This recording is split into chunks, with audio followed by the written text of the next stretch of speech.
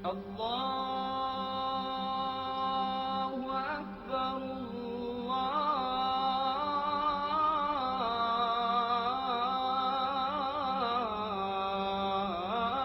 الله أكبر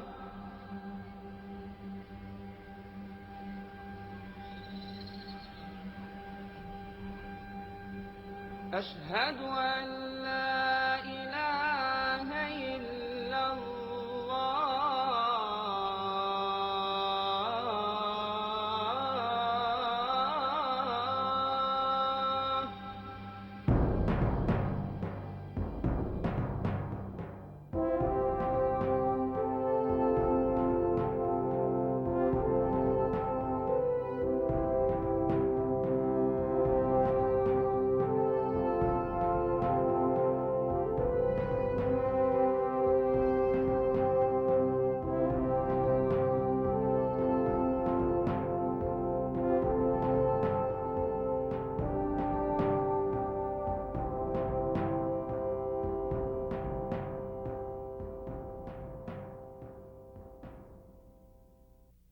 حي على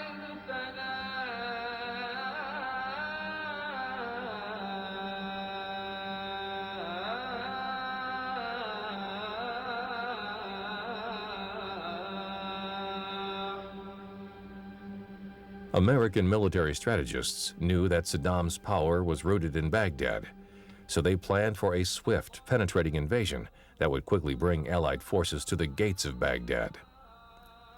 Most of the planners thought that the real fight would be for the capital, and that the thrust to Baghdad and passage across Iraq's southern wasteland would be relatively free from attack.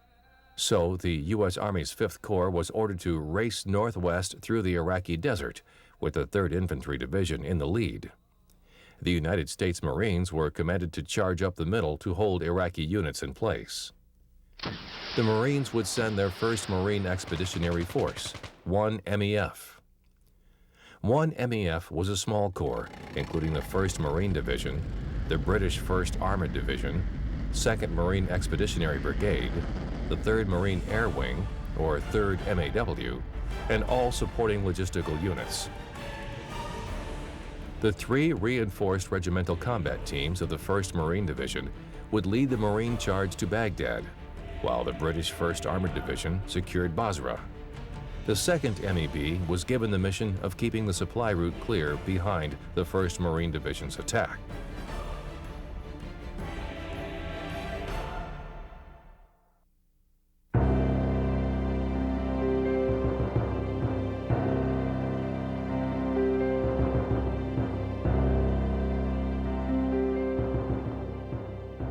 Unlike Desert Storm, the ground war during Operation Iraqi Freedom began on day 1 of the war, when coalition infantry crossed into Iraq and headed for Basra and Baghdad. Command leadership targets were struck within Baghdad and Basra. Command and control and artillery positions were attacked and destroyed in western Iraq. Here, special forces had been operating for days before the official beginning of the war, and subsequently, they captured Iraqi airfields in advance of coalition forces. I remember that night, it was when all the missiles were going back and forth, and so it was almost like a night show. And it was kind of funny because, well, looking back now, we were out in the middle of nowhere on the border. Even as the air units and artillery began their attacks on command centers and Iraqi defensive positions, the Marines continued preparing for their charge into Iraq. Then, Captain Edwards prepped the 150 Marines of Wing Support Squadron 371 under her command for the coming battle. So we were still integrating up to that last point. But I think we were all scared. I don't know how you couldn't be. Not really scared of, probably of the unknown, and not fearful like we weren't going to be able to do our jobs, but you just didn't know. You weren't communicating with the real world anymore. It was just you, it was your radios, and we're just prepped to fall in line. Known as the Sand Sharks, Squadron 371 was a FARP unit.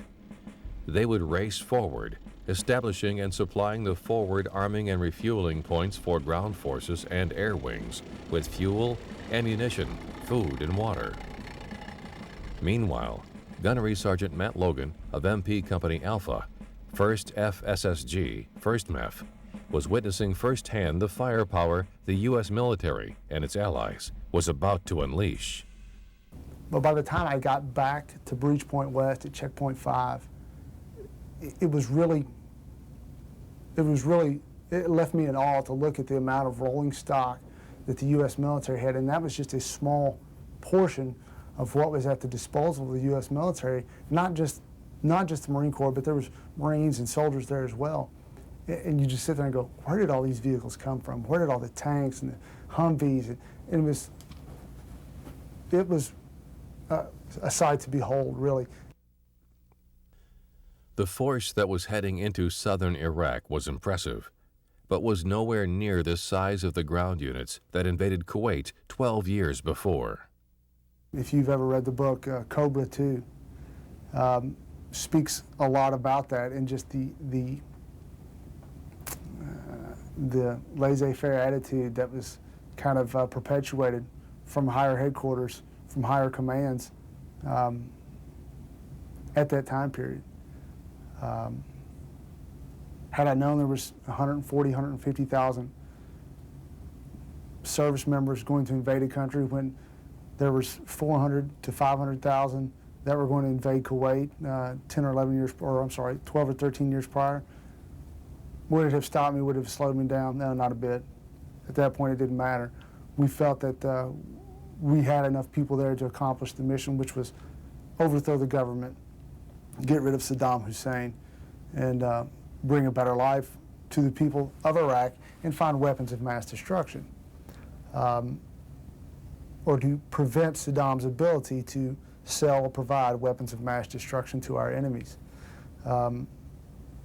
It didn't matter to us at that point if there was 1,000 or 1,000 million. It didn't matter. We were ready to go do the job, and we were going to stop at nothing in order to make that happen. Just before dawn on the 20th, the U.S. 8th Fighter Squadron, led by 2 F-117s and supported by Navy EA-6B Prowlers, began their aerial assault, and the Navy ships launched their cruise missiles. Later in the day, U.S. Marine artillery battalions in Kuwait began firing on targets in southern Iraq along the planned line of advance. At just before 4 in the afternoon, elements of the 3rd Light Armored Reconnaissance Battalion of the 1st Marines encountered 2 Iraqi armored personnel carriers in the Kuwaiti desert and destroyed them in the first firefight of Operation Iraqi Freedom. By nightfall, coalition forces began hitting Iraqi tank positions near the Ramallah oil fields. The 7th Cavalry, the 3rd Infantry, and the 1st Marines had crossed into Iraq. They had taken the first confident steps on the road to Baghdad. On March 21, 2003, 5th Corps swept northwest through the Iraqi desert in a last-minute turn toward Baghdad through the Karbala Gap. Meanwhile, the Marines of 1st MEF would cross the Euphrates at An-Naziriyah. They would charge up the Tigris River along the classic invasion route that the British used in World War I. The Battle of An-Naziriyah during World War I had been a bloody fight between the British and the Turks. The British captured the city, losing 500 dead and killing as many Turks, as well as an untold number of Nazirians. Now history would repeat itself as a 2nd Marine Regiment charged out of the Arabian desert toward the ancient city. Our first mission, we were going to set up a FARP in the Ramallah oil fields. So we were going to off-road, and that's why I got the Army unit with us, because their fuel trucks go off-road much better than ours did. So we had a grid on a map, and we were just, in straight lines distance, we would have been there in a few hours, but the plan was to follow in trace, and to this day, I'm not even sure who I was following in trace of, but it was the unit over there following trace of them. And the night we all started, we lit up the vehicles and forward marched. So we went across the border that night. But it was surreal. That first night was tense for the young Marines experiencing their first combat mission. It was a long, arduous night. We had some long convoys in those 8 months. I think that was probably a 12 or 16 hour 8 weeks. It was a 12 or 16 hour convoy. just still dark, not really knowing. You're looking at the vehicle in front of you, trying to keep up.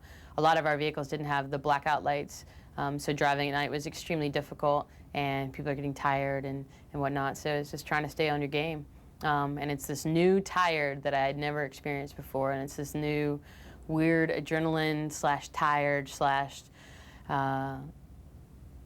fear that amps you up, and we just went on.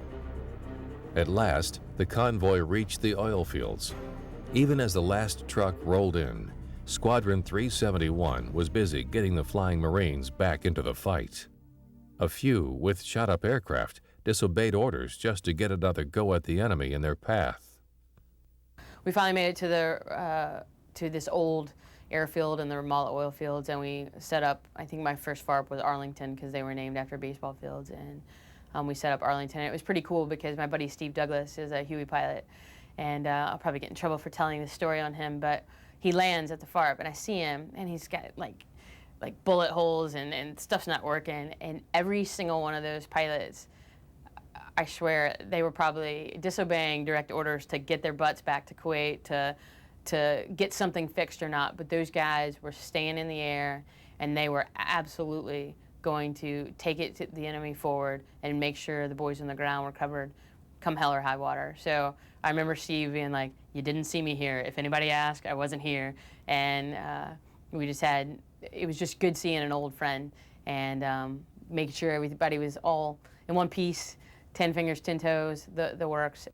Maybe for the first time, the young Marines fully understood what the Corps' combined arms philosophy meant. They now realized how important every Marine was to the final victory.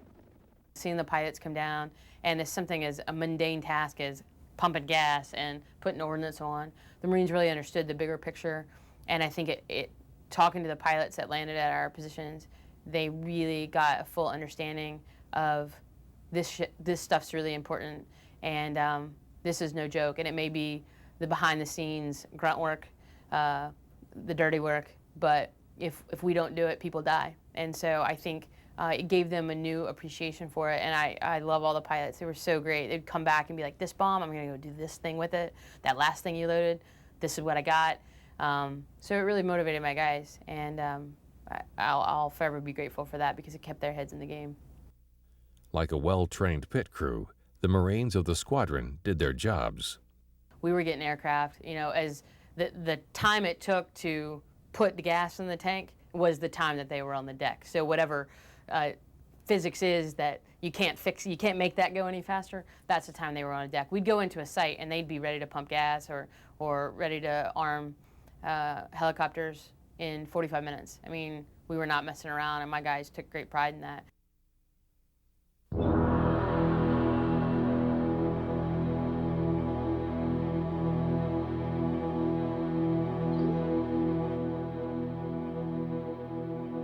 The war for James Taylor and the rest of the Marines of MP Company Alpha began 2 days later.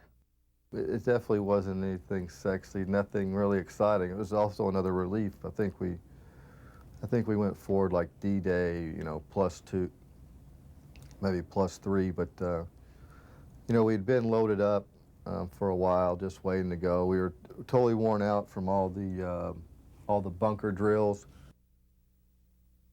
all the gas mask drills. It was just, just monotonous. It was boring. It was routine. The second wave of Marines entered the southern Iraq desert much as the first wave had 2 days before.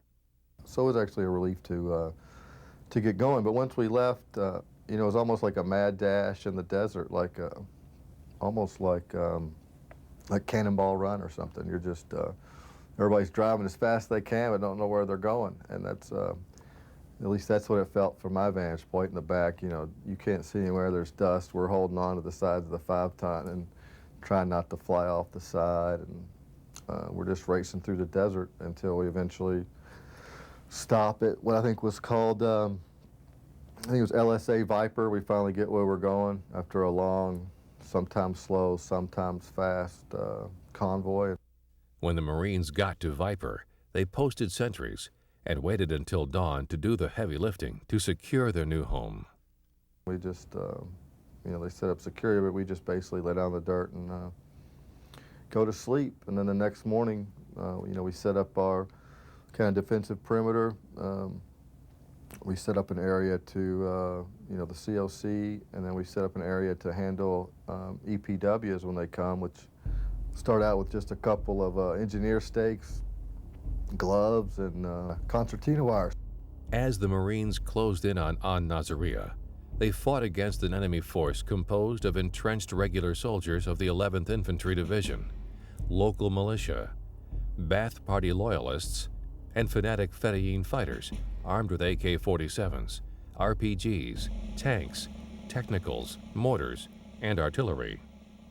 At the first sign of trouble, most Iraqis abandoned their uniforms, melted into the civilian population, and fought in civilian clothes. Many just gave up. We didn't think they were soldiers. We thought they were just conscripts. You know, there's people in jogging suits, khakis, jeans. Some had shoes, some didn't.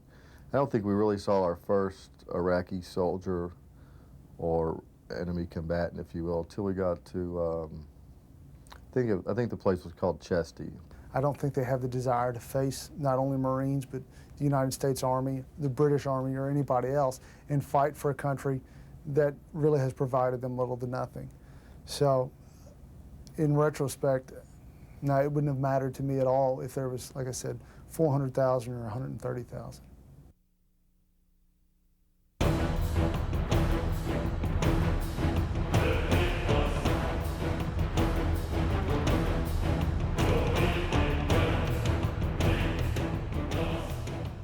Nasiriyah was the first Iraqi population center on the road from Kuwait to Baghdad. Its population was primarily Shiite Muslims who were not sympathetic to Saddam Hussein and his regime. American war planners hoped that the Iraqis in Nasiriyah would surrender with little or no resistance. While hoping for a quick success, the Marines planned for a fight for control of the bridges across the Euphrates River. The 1st Battalion had been reinforced with tanks and bridging equipment. After 2 long days of traveling across the Iraqi desert, the Marines were tired, hungry, and dirty. Well, I didn't have a shower for 40 days. People understand that. So that was one thing. You know, we didn't shower for 40 days because really we didn't have the resources. Not that we had the time or the place to really do it, but you know, we just didn't do it. So it was all. You know, I think we also lived off care packages. 'Cause I remember having, you know, some Girl Scout cookies for breakfast, and that was the best meal. Or we'd all sit around and share a can of, you know, whatever, pork product or Vienna sausage or canned fruit. You know, it was like our little Thanksgiving. So I think we probably lived off care packages too. The plan was to have RCT-2 approach Nasiriyah from the south. The 1st Battalion would move to within 10 miles of the eastern Euphrates River bridges and establish a defensive line. At the same time, 3rd Battalion would drive northwest along Iraq's Highway 1 and link up and relieve the U.S. Army's 3rd Infantry Division, who would take the highway bridges over the Euphrates River. The 2nd Marines would then move through the city to secure eastern bridges. Primary concern for the planners centered on the stretch between the Euphrates River and the Saddam Canal. It was dubbed Ambush Alley.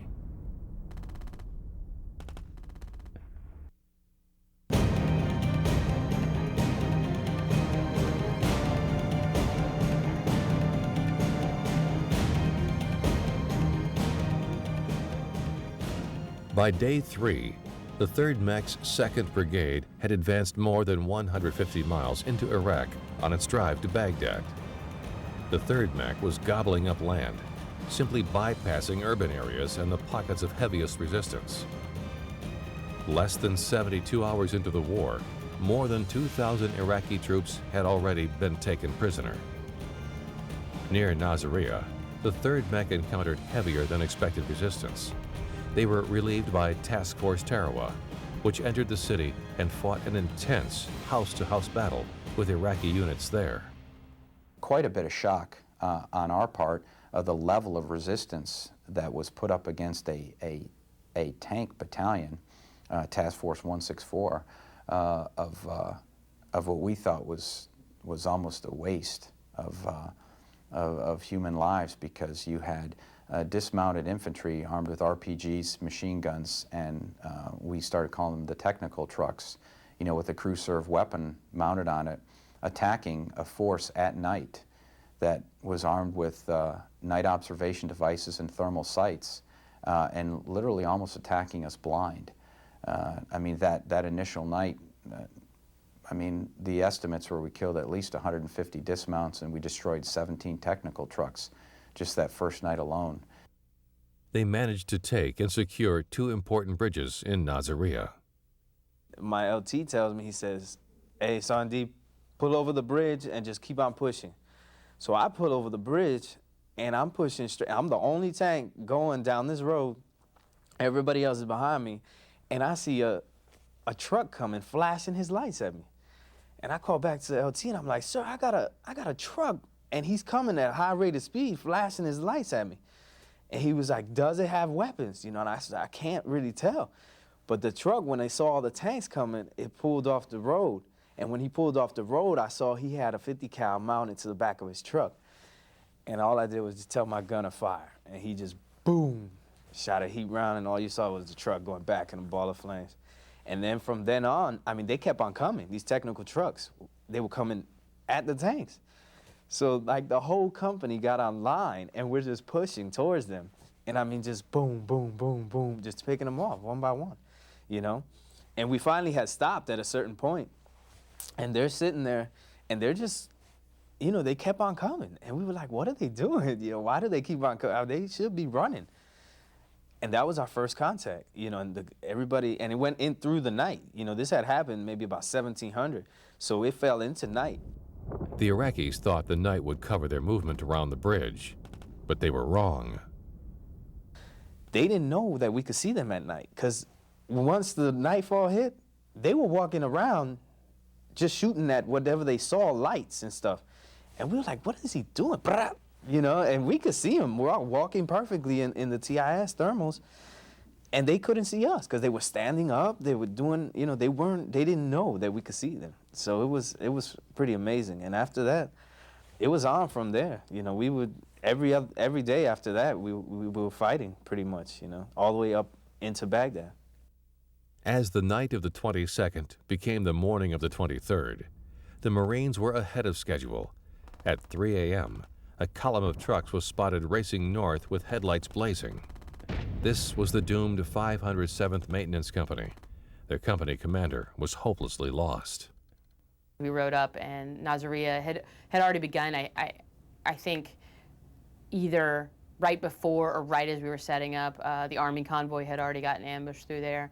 But we saw some pretty tired Marines on the side of the road that had gone in, hit some serious fighting, and come back out. So we're driving along, and we're like,